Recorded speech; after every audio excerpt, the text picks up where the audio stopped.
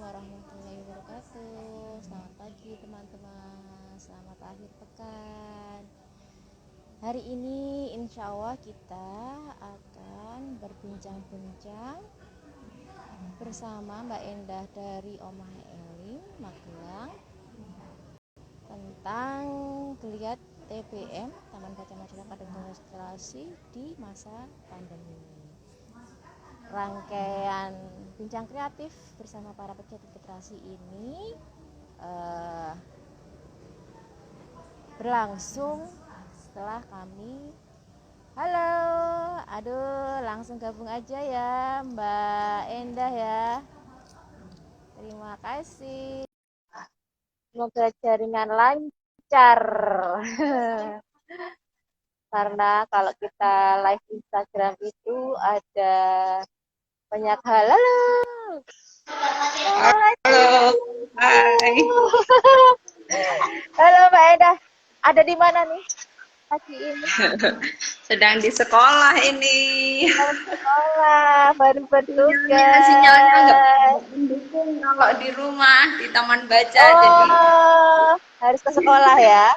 Di sekolah ada ya. Harus ke sekolah cari sinyal dulu. Jauh nggak sekolahnya dari taman bacanya? Dari taman baca ke sekolah itu kurang lebih 5 menit. 5 menit. Kamu posisinya mau gini apa sini? Ya, gini mau aja berdiri ya. apa? Ini aja ya. Ya. Siap. Sorry. Oke. Nah. Sehat? Sehat, alhamdulillah sehat. Aku langsung aja ya kita ya. Kemarin aku udah kirim poin-poin diskusinya juga. Aku pengen cerita, Mbak Endah cerita gimana awalnya bisa bergiat literasi bersama komunitas yang sekarang. Nah, ini jaringanku apa jaringanmu yang lemot?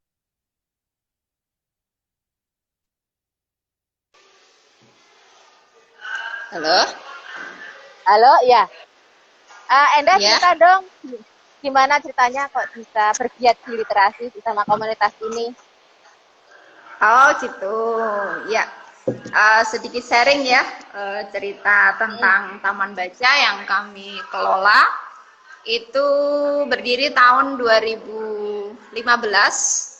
Tahun 2015 karena kami awalnya itu tentang belajar bersama bahasa Inggris. Nah, kami rintis, terus kami ada beberapa anak-anak di kampung itu, terus wah kalau cuma belajar bahasa Inggris saja tampaknya nggak ada tambahan untuk membaca, sangat sayang gitu. Nah, kami berdiskusi sama anak-anak UGM, kebetulan waktu itu dikasih link dari Kemdikbud ya, tentang adanya donasi buku yang diselenggarakan oleh Kemdikbud. Terus ini ya, kami mencoba mendaftarkan di laman Kemdikbud itu. Terus kami setiap bulannya mendapat donasi buku setiap tanggal 17. Nah, alhamdulillah, jadi anak-anak sisi lain berkegiatan bahasa Inggris juga ada kegiatan membaca nyaring ya. Nah, terus tambah tahun ini semakin berganti ya, silih berganti. Itu ada juga sih, nggak jalan tuh nggak selalu mulus, pasti ada rintangan lah. Nah, ini tahun 2019, nah kami dihadapkan dengan pandemi ya, dimana kalau taman baca itu kalau hanya semata-mata untuk belajar atau membaca itu tampaknya kurang gitu, karena dirasa masyarakat juga, kita sebagai pengelola juga harus mampu memahami atau berusaha untuk mencoba berinteraksi lah dengan warga. Apa sih sebenarnya yang warga inginkan, yang warga butuhkan. Kemudian kami bersama warga itu untuk mengajak nih mengelola sampah. Nah, waktu itu mengelola sampah, terus kami buat recycle mas ya, recycle mas itu topeng daur ulang itu. Sisi lain juga itu ada nilai-nilai finansialnya gitu. Terus kami ya mencoba untuk ngajak warga, kemudian ada yang buat, terus kami kerjasama dengan hotel, alhamdulillah hotel berbintang ya, Aman Jiwo waktu itu. Dan produk-produk kami dibeli sama hotel Aman Jiwo itu setidaknya kan ada kelangsungan ya, kelangsungan dari warga sendiri, kegiatan warga, dan menghasilkan sebuah finansial. Jadi kegiatan itu nggak monoton gitu. Nah, berhadapan dengan pandemi, di hotel Aman Jiwo itu tutup total dan nggak menerima tamu sama sekali, memang close ya. Jadi sana dalam sustainable pengelolaannya itu bagus, jadi tutup total. Kemudian kami dihadapkan lagi dengan masalah ini, kami harus bagaimana gitu. Terus kami mencoba berpikir dan mencari alternatif. Kami mengajak anak-anak ITB untuk diskusi di rumah kami, sekiranya apa ya yang bisa sambil berkegiatan itu tidak langsung berhenti total gitu. Ya meskipun ada kendala, hidup segan mati tak mau ya, tapi kami tetap menjalani. Terus biasanya kan sebelum ada pandemi juga ada tamu yang datang untuk melukis ya di Taman Baca itu, tapi lukis topeng itu, tapi karena berhubung pandemi ya kami jadi harus banting setir lagi. Nah, bersama anak-anak ITB kami keliling kampung untuk menggali potensi yang kaitannya apa sih sumber daya yang bisa dimanfaatkan di sekitar ya. Jadi sumber daya itu ternyata bahan bakunya adalah bambu. Nah, bambu. Nah, progresnya bambu. Kemudian dari sisi lain anak-anak ITB itu juga melakukan pemetaan pasar. Sebenarnya pasar itu membuka peluang dan membutuhkan apa yang bisa kami produksi gitu. Nah, kami mengajak warga itu ada 27 crafter yang tergabung ya untuk membuat kerajinan bambu, dan kami kerjasama dengan anak-anak ITB itu sebagai tim marketing kami, karena guna proses berjalannya si Taman Baca tadi ya. Karena Taman Baca yang kami kelola memang pure dari keuangan itu dari yang kami hasilkan melalui olahan produk tadi, karena nggak ada tambahan dari dana manapun, tidak ada. Terus ya demi hidupnya sebuah Taman Baca ya kami harus melakukan progres atau perubahan gitu. Terus adanya peluang tadi, peluang pasar, permintaan pasar yang alhamdulillah semakin meningkat itu. Terus kami saat ini sudah berjejaring dengan tiga negara ya, Singapura, Malaysia, Filipina. Terus untuk Belanda itu sendiri itu ya meskipun membutuhkan tapi tidak secara kontinu kayak gitu. Nah, produk-produk itu alhamdulillah bisa diterima oleh negara tersebut, dan kami tetap berusaha untuk menjaga kualitas produk yang memang dihasilkan dari para crafter, dari para warga yang memang tergabung dalam sebuah Taman Baca. Jadi Taman Baca yang selama ini kami rintis itu ya penghasilannya memang kami bergerak dalam bidang sosiopreneur. Jadi berwirausaha tapi sisi lain juga menghasilkan untuk dana sosial. Nah, dana sosial yang salah satunya kami sisihkan kerjasama dengan tim marketing itu untuk dana pendidikan. Dana pendidikan yang mana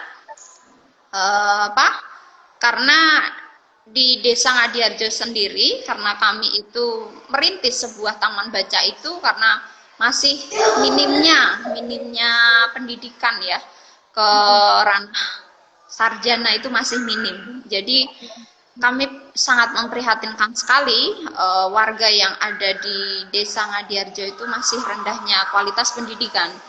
Makanya di desa kami pun di Kecamatan Borobudur sebagai desa yang tertinggal, desa termiskin. Padahal kalau dari segi makanan sama mereka itu bisa beraktivitas seperti biasanya, tapi kenapa kok masih bisa dibilang miskin? Nah, miskin itu karena dari masih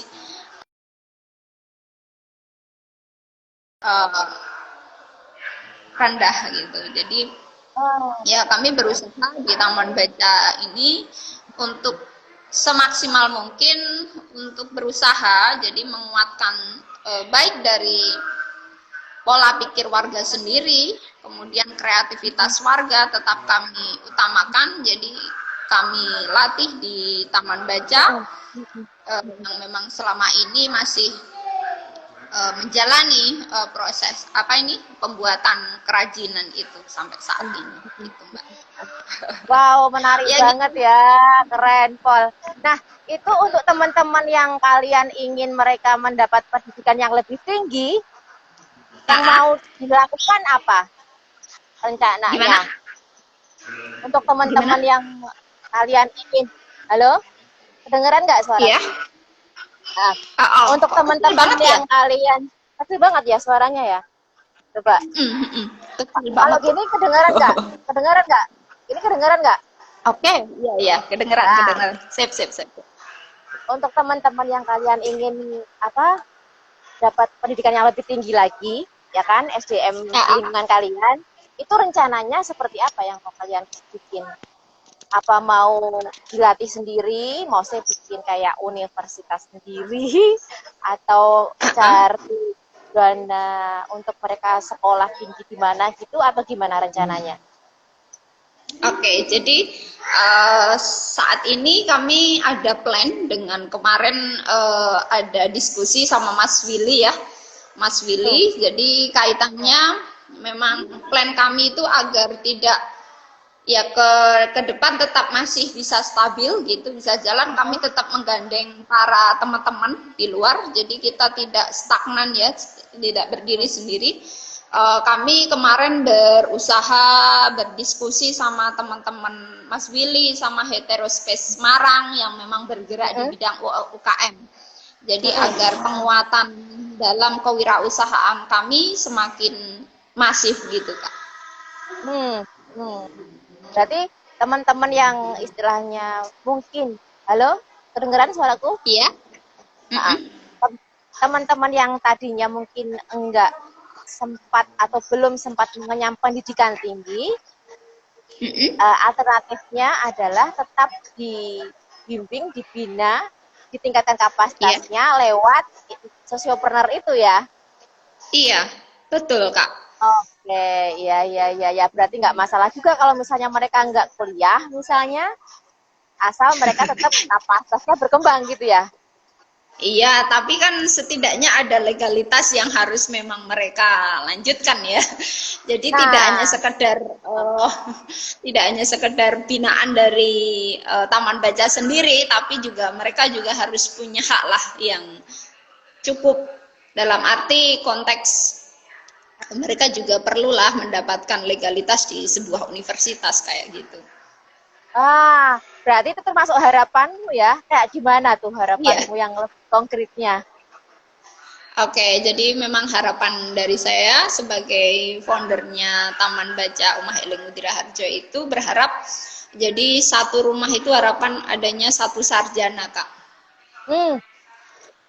Oke, terus gimana? Jika nanti satu rumah satu sarjana tercipta seperti itu, nanti harapan desa kami itu ada kredibilitas yang tinggi, jadi pola pikir tidak seperti tahun lalu ya, yang memang notabene desa termiskin, desa tertinggal kayak gitu. Harapan dari kami seperti itu, meningkatnya kualitas hidup. Cara gitu. supaya impian itu terwujud tuh kayak gimana kira-kira? Gimana? Supaya impian itu terwujud tuh kayak gimana kira-kira harusnya jalannya? Oke, jadi selama ini memang kami ajak, jadi yang warga yang apa itu, yang bergabung di usaha kami kan para perempuan ya, para ibu-ibu. Jadi para ibu-ibu yang memang sisi lain sudah tidak apa itu, tidak melanjutkan sekolah, tapi kan mereka punya generasi seperti anaknya. Nah, salah satu anaknya itu memang kami sisihkan dari penjualan produk yang kami jual itu untuk dana pendidikan. Ya, memang tidak seberapa besar ya yang kami sisihkan, cuman ada sedikit tabungan, dan ketika mereka memang mengalami kendala dalam tanda kutip mau mendaftarkan ulang sekolah, daftar ulang masuk SMA itu, kami bantu dulu Kak. Jadi setidaknya mimpi kami itu mungkin ya masih berjalan dengan masih kecil ya tahapannya, tapi setidaknya kami sudah mulai berkontribusi dalam membantu sebuah kelancaran arti pendidikan, di mana yang memang hak masyarakat itu dapatkan kayak gitu.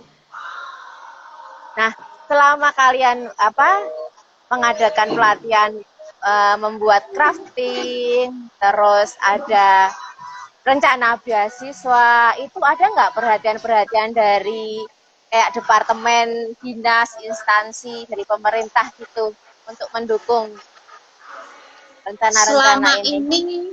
Selama ini belum ada Kak, cuman kami itu baru ya belum ada. Kalau dari segi pendukung untuk tanda kutip beasiswa itu belum ada, cuman ya kami tetap berusaha ke depan untuk membuka jejaring seperti yang kemarin sampaikan ke Pak Billy ya, adanya Indorelawan atau apa, barangkali nanti bisa membuka relasi yang lebih kayak gitu.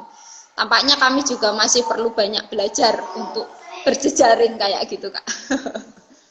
Kalau dukungan yang di luar dana, dukungan-dukungan lain kayak akses, izin, terus apa lagi ya kalau dari ini ada nggak?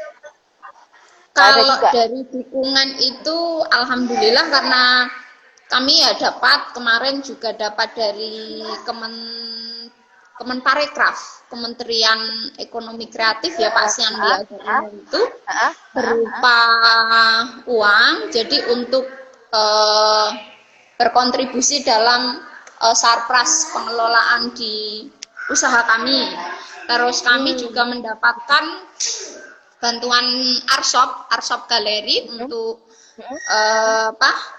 mendisplay produk-produk yang sudah kami hasilkan. Itu dari Kemen PUPR tahun 2000 berapa ya? Tahun 2020 kami dapat. Baru 2 itu. Karena mungkin itu kami dalam ranah daerah super prioritas pariwisata khususnya Candi Borobudur ya. Jadi betul.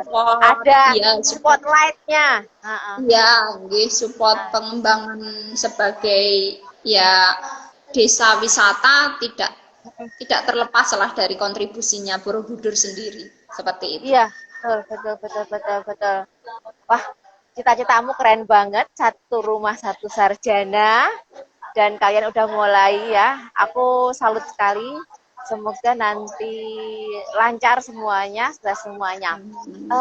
Mungkin kamu ada lagi yang mau disampaikan terkait kendala atau harapan atau apa aja? Iya, kalau kendala itu pastinya meskipun kita terkadang sudah ketemu dengan ya mungkin ya yang namanya masalah itu pasti nggak lepas ya.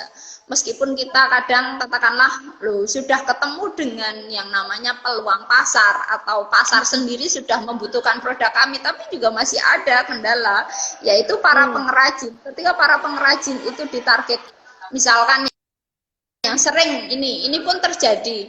Bulan ini ada orderan 1000 pieces ya untuk hampers yang kami buat itu. Tapi ya itu kendalanya karena memang prosesnya kan handmade ya Kak ya. Handmade. Kemudian kalau dikejar target harus sekian kayak gitu.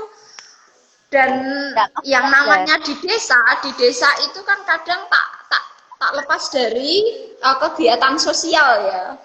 Jadi warga itu ketika ditarget harus selesai segini, tampaknya ya mereka masih terseok-seok kayak gitu. Kemarin juga kami sempat bincangkan bersama Heterospace, Mas Willy, Mbak Heni sebagai sekjen Forum Taman Baca itu. Kami juga ya kendala ini kami rasakan di lapangan kayak gitu. Terkadang kan permintaan pasar itu kadang ya dalam usaha itu kadang kita produk tapi pasar belum punya. Nah itu kan sebuah masalah. Nah kalau kita pasar punya tapi produk kurang kayak gitu juga jadi masalah kayak gitu. Kemudian memang dalam kualitas kami memang menjaga Kak, karena customer itu kan nomor satu ya. Jadi we sell by one heart gitu. Jadi kita itu menjual ya dengan hati, rasa cinta kita gitu, memberikan sebuah pelayanan, menjual produk itu dengan kualitas yang bagus, ya memuaskan pelanggan itu kan kita perlu kayak gitu. Dan mereka juga kalau para crafter itu belum menguasai dari segi ranah itu. Makanya ketika ada target penjualan sekian, ini kan buat persiapan Natal Desember itu 1000 hampers kayak gitu. Mereka juga ya mengerjakan, tapi kalau ditarget seperti itu mereka juga kadang malah keluar amarah kayak gitu. Wah, kok ini kok kerja malah ditarget, dikejar-kejar kayak gini gitu. Mereka itu ya nggak mau gitu, tergesa-gesa dalam pengerjaannya itu nggak mau. Memang karena ya sudah seni ya, karena seni. Rasanya itu kalau mengerjakan sebuah produk kok hasilnya kurang halus atau apa, itu ada rasa yang nggak ikhlas atau bagaimana kayak gitu. Oke. Berarti mungkin crafternya perlu ditambah, terus ada bantuan mesin kayak gitu nggak sih? Gimana? Perlu ada tambahan crafter orangnya yang ngerjain sama mesin untuk lebih cepat gitu nggak sih sebenarnya? Ada nggak? Mesin ini baru kami buat ya. Jadi kami mencoba membuat mesin irat, mesin bilah itu di mana agar size bilah itu sama gitu. Iya, kadang kan dari para pengrajin satu ke pengrajin yang lain itu kan untuk size bilah sendiri berbeda. Jadi kadang ya ada komplainan juga sih dari si pembeli gitu. Tapi kalau kemarin itu Pak Willy bilang, "Mbak, coba dijual dengan cara unik gitu." Maksudnya ukuran itu bisa dibeda-bedakan kayak gitu. Itu yang unik ya, selling point kayak gitu. Tapi ya kami harus melakukan analisis riset dulu ya. Maksudnya nanti pasar penerimanya seperti apa? Gitu, iya. Kayak gitu. Okay. Kalau jumlah crafternya mungkin bisa ditambah nggak?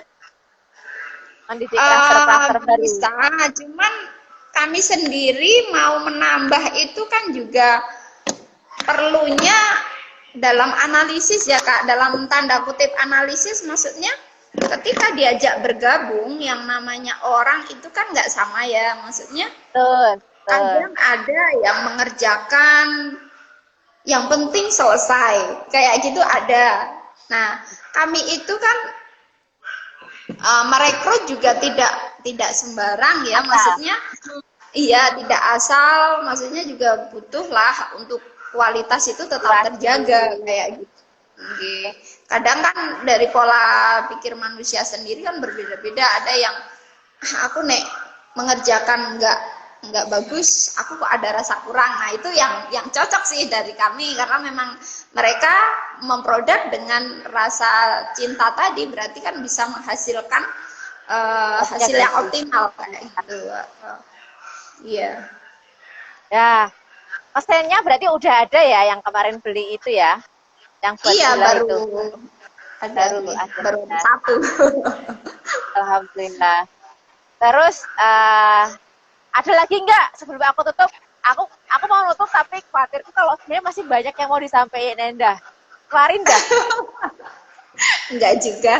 Ini sharing maksudnya alhamdulillah ya, maksudnya bisa berbagi share ya, harapan kan adanya masukan, oh perlunya ini gitu. Saya itu menginginkan sih sebenarnya, karena ya setiap masukan kami kan tetap masih nanti kami filter lagi, match enggak di di konsep taman baca yang kami dirikan ini kayak gitu. Jadi tetap berbagai masukan kami terima, maksudnya kami tetap memfilter mana yang match dengan konsep dan program taman baca kami padukan kayak gitu. Oke, keren banget. Cukup, Endah? Ada lagi? Oke, boleh. Enggak, kalau ada lagi aku senang.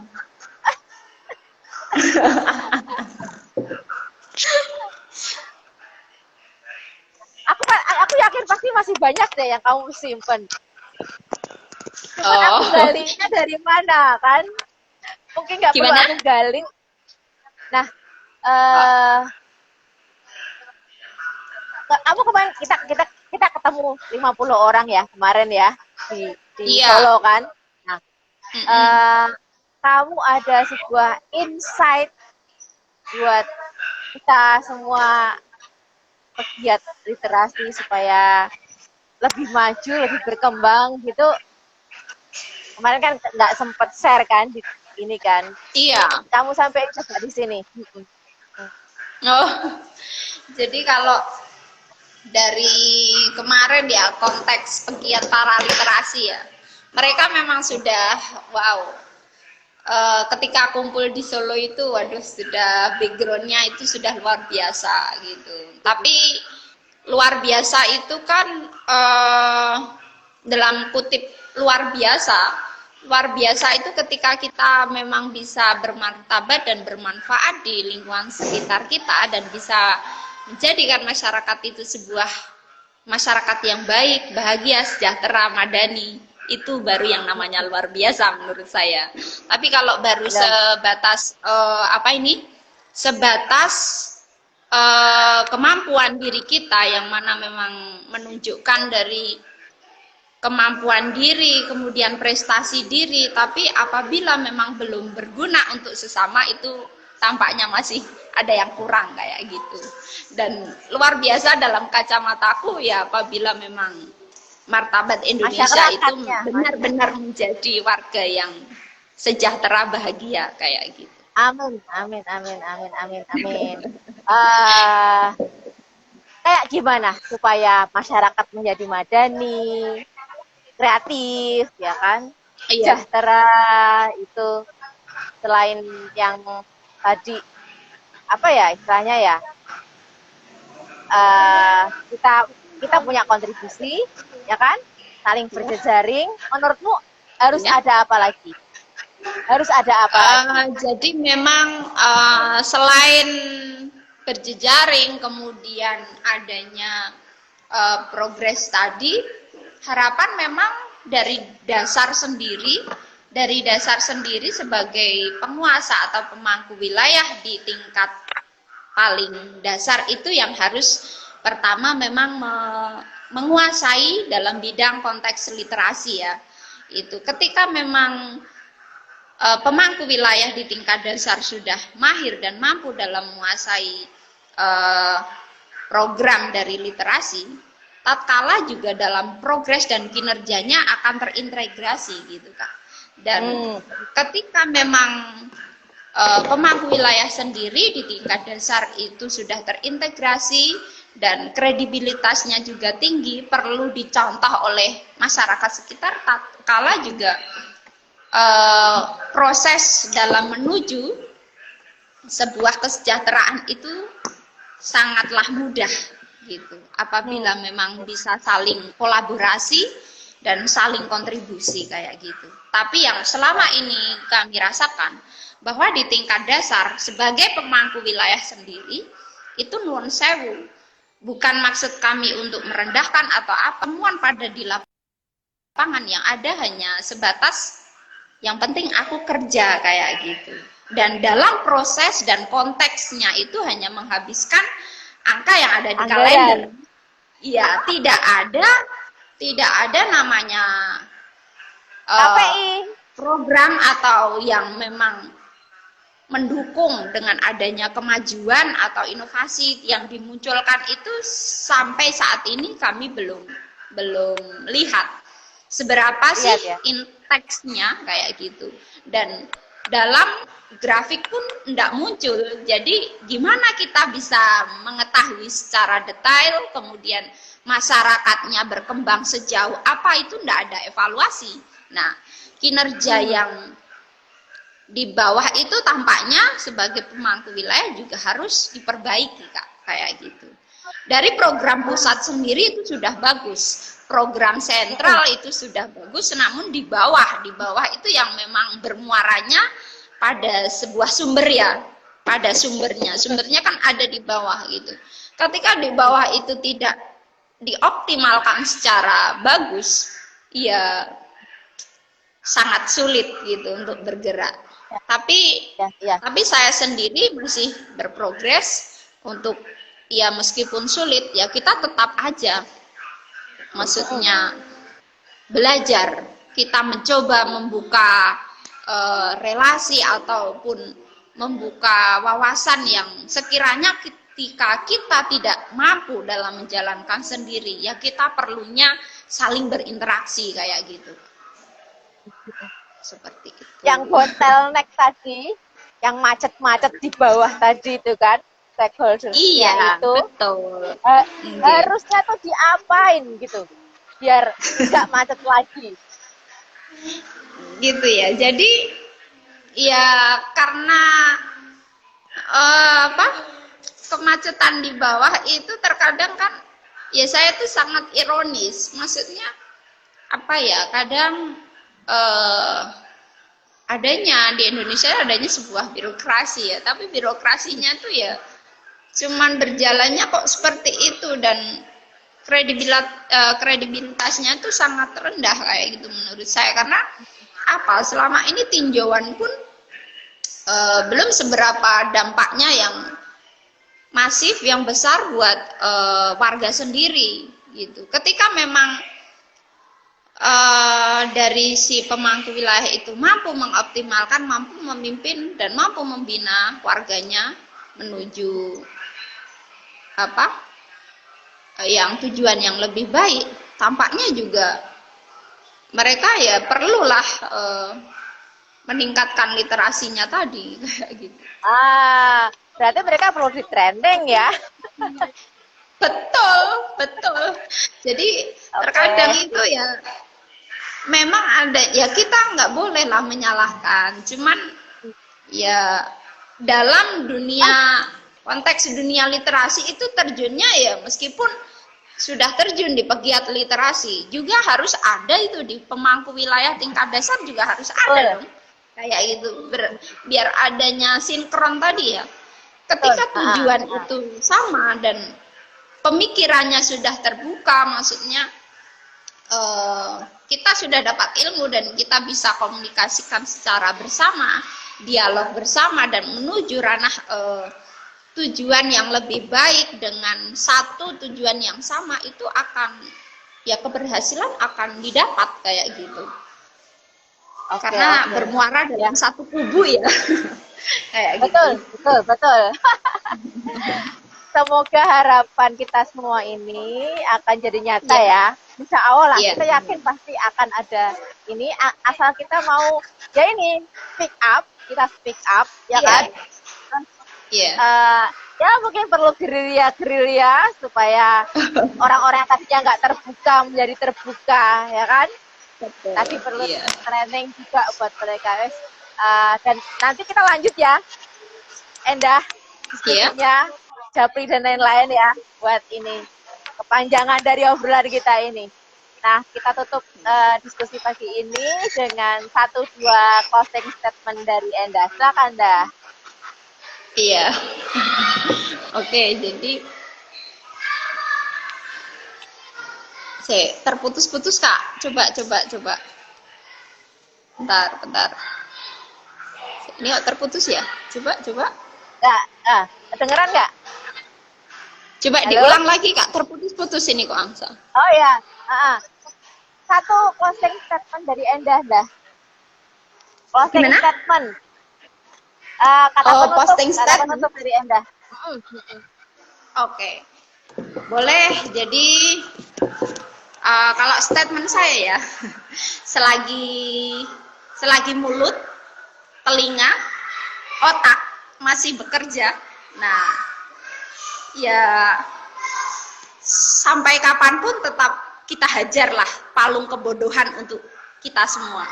Jadi kita tetap berjuang bersama, bergerak bersama demi kemaslahatan Indonesia untuk kemajuan bersama, kesejahteraan, kebahagiaan menuju masyarakat yang madani, itulah kunci yang utama dan pertama, kayak gitu. Amin. Makasih banyak Endah. Jazakillah khair. Sama-sama. Jumpa lagi kapan-kapan. Assalamualaikum. Iya.